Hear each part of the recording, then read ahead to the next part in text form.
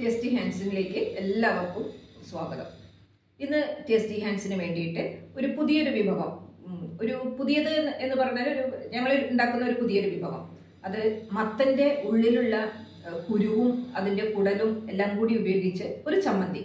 അത് ചപ്പാത്തിയുടെ കൂടെയോ ബ്രെഡിന്റെ കൂടെയോ ചോറിന്റെ എല്ലാതരം റൈസിന്റെ കൂടെ എല്ലാം നമുക്ക് ഉപയോഗിക്കാൻ പറ്റുന്ന നല്ല സ്വാദിഷ്ടമായ ഒരു ചമ്മന്തിയാണ് ഉണ്ടാക്കാൻ പോകുന്നത്. അതെങ്ങനെ ഉണ്ടാക്കുന്നു എന്നതിലേക്ക് നമുക്ക് കടക്കാം.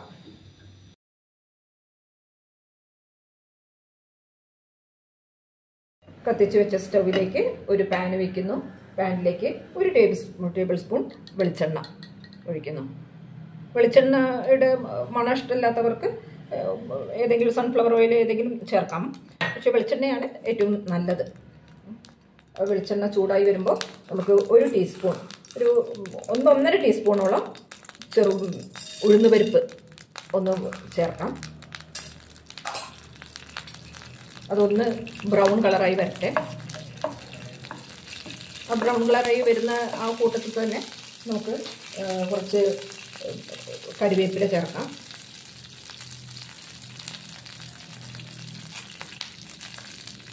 കറിവേപ്പിലയുടെ കൂട്ടത്തിൽ അത് കൂടി ഉഴുന്നുപരിപ്പും കൂടി ഒന്ന് ബ്രൗൺ കളറായി വന്നോളും.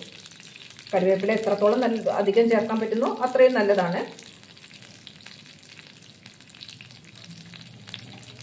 എല്ലാം ഒന്ന് നല്ലപോലെ ഒന്ന് ഇളക്കി കൊടുക്കുക. നമ്മുടെ ഉഴുന്നുപരിപ്പ് ഒന്ന് ബ്രൗൺ കളറായി വരുന്നുണ്ട്. ഒന്ന് ജസ്റ്റ് ഒന്ന് മൂത്ത് തുടങ്ങുമ്പോൾ നമുക്ക് ചെറിയ ഉള്ളി, ഒരു 3 ചുള ചെറിയ ഉള്ളി, 2 ചുള വെളുത്തുള്ളി കൂടി ചേർക്കണം. അതുകൂടി ഞാൻ ചേർക്കുന്നുണ്ട്.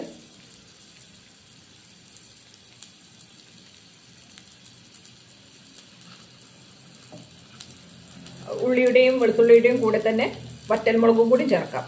എല്ലാം ഈ കൂട്ടത്തിൽ തന്നെ കിടന്നിട്ട് നല്ലപോലെ ഒന്ന് മൂത്ത് വരട്ടെ.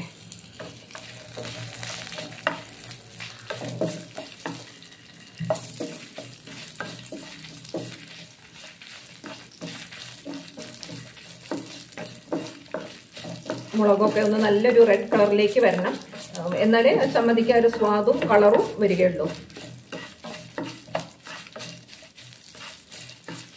ഈ ഒരു സമയത്ത് നമുക്കിതിപ്പോൾ മുളകൊക്കെ ഒന്ന് പാകമായി വരുന്നുണ്ട്. ഉഴുന്നുപരിപ്പൊക്കെ ഒന്ന് ബ്രൗൺ കളറായി വന്നു തുടങ്ങി. ഈ സമയത്ത് നമുക്ക് നമ്മൾ എടുത്തു വെച്ചിട്ടുള്ള മത്തൻ്റെ കുരുവും കുടലും എല്ലാം ചേർക്കാം. അത് നല്ലപോലെ കഴുകി എടുത്തു വെച്ചിട്ടുള്ളതാണ്. അത് എത്രത്തോളം ഉള്ളത്, ഇതൊരു 2-3 ടേബിൾ സ്പൂണോളം ഉണ്ട്. അത് എത്രത്തോളം നമ്മളെ കയ്യിലുണ്ട് അതിനനുസരിച്ച് ബാക്കിയുള്ള ഇൻഗ്രീഡിയൻസ് ഒന്ന് കൂട്ടിയാൽ മതി, അല്ലെങ്കിൽ ഒന്ന് അതിനനുസരിച്ചൊന്ന് കുറയ്ക്കുക. അത് നമ്മുടെ യുക്തിക്കനുസരിച്ച് ചെയ്താൽ മതി. ഇതിൽ കിടന്ന ആ മത്തനിലുള്ള വെള്ളത്തിൻ്റെ അംശങ്ങളുണ്ടെങ്കിൽ അതൊന്ന് വറ്റി വരട്ടെ.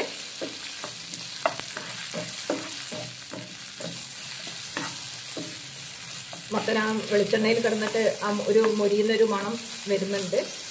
ഈ സമയത്ത് തന്നെ നമുക്ക് തേങ്ങ കൂടി ചേർക്കാം. തേങ്ങ ഏകദേശം ഒരു 1/2 കപ്പ് തേങ്ങ. ഇത്രയും അളവ് മത്തൻ്റെ കുരുവിനും അതിൻ്റെ കുടലിനും എല്ലാം അനുസരിച്ച് ഒരു 1/2 കപ്പ് തേങ്ങ മതി. തേങ്ങ ചിരകിയത്.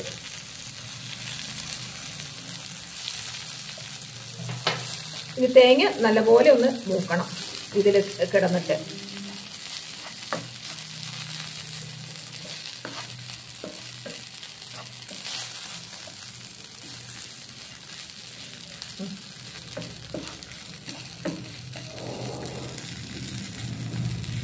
തേങ്ങ ഏതായാലും നല്ലപോലെ ഒന്ന് മൂക്കട്ടെ. തേങ്ങയും മുളകും എല്ലാം പാകത്തിന് വറവായിട്ടുണ്ട്. ഈ സമയത്ത് നമുക്ക് കുറച്ച് ഉപ്പ്, നമ്മുടെ പാകത്തിന് ഉപ്പ് ചേർക്കാം. ഓരോരുത്തരുടെ ഉപ്പിൻ്റെ ടേസ്റ്റിനനുസരിച്ച് ഞാനൊരു 1/2 ടീസ്പൂണ് ഉപ്പ് ചേർക്കുന്നുണ്ട്. ഉപ്പ് ചേർത്ത് അതോടെ കൂടി തന്നെ ഒരു നുള്ള് വാളൻപുളി, നമ്മൾ സാമ്പാറിലൊക്കെ ഉപയോഗിക്കുന്ന ഒരു നുള്ളു വാളൻപുളി, ഒരു പുളിരസത്തിന് വേണ്ടിയിട്ട് ഒരു നുള്ളു വാളൻപുളി ചേർക്കുന്നു. ഒരു ചെറിയൊരു നെല്ലിക്കയുടെ വലിപ്പത്തിലുള്ള വാളൻപുളിയാണ് ഞാൻ ചേർത്തിട്ടുള്ളത്. അതുകൂട്ടി ഒന്നുകൂടി നല്ലപോലെ ഇളക്കി ചേർക്കുക. ഇതിലേക്ക് തന്നെ ഒരു ടേബിൾ സ്പൂൺ ഒരു ശർക്കര പൊടിച്ചത് അതുകൂടി ചേർക്കുന്നുണ്ട്. ഇനി സമ്മതിയിൽ നമുക്ക് ആ മധുരത്തിൻ്റെ ടേസ്റ്റ് ഇഷ്ടമില്ലാത്തവരാണെങ്കിൽ ആ ശർക്കരപ്പൊടിയുടെ അളവ് കുറയ്ക്കാം. എന്നാലും ഇതിലൊരു ചെറിയൊരു മധുരവും കൂടി ഉള്ളതാണ് സ്വാദ്. ഈ ശർക്കര കൂടി ഇതിനോട്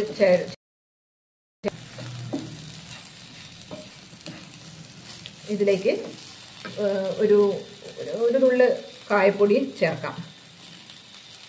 ഒരു 1/2 ടീസ്പൂൺ, കഷ്ടി 1/2 ടീസ്പൂൺ മതി. കായത്തിൻ്റെ വാസന വല്ലാതെ വേണ്ട.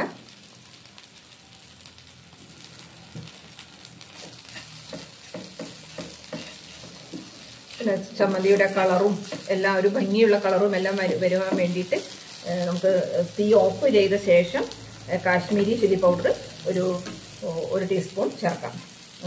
സ്റ്റവ് ഓഫ് ചെയ്യാൻ 1 ടീസ്പൂൺ കാശ്മീരി ചില്ലി പൗഡർ കൂടി ചേർത്തിട്ടുണ്ട്. നല്ലപോലെ ഇളക്കുക. എന്നിട്ട് ഇത് ഒന്ന് തണുക്കുമ്പോൾ ഒന്ന് മിക്സിയിൽ ഒന്ന് അടിച്ചെടുക്കുക. അടിച്ചെടുക്കുന്നത് ഒന്ന് ഡ്രൈ ആയ പോലെ ഒന്ന് അടിച്ചെടുക്കണം. വല്ലാതെ വെള്ളവും ചേർത്ത് അങ്ങനെ ഒന്നും വേണ്ട. നല്ല നമുക്ക് അമ്മീമിലൊക്കെ അരയ്ക്കുമ്പോൾ ഉരുട്ടിയെടുക്കുന്ന ആ പാകത്തിൽ തന്നെ നമുക്ക് കിട്ടും. വല്ലാതെ വെണ്ണ പോലെ അരയൊന്നും വേണ്ട.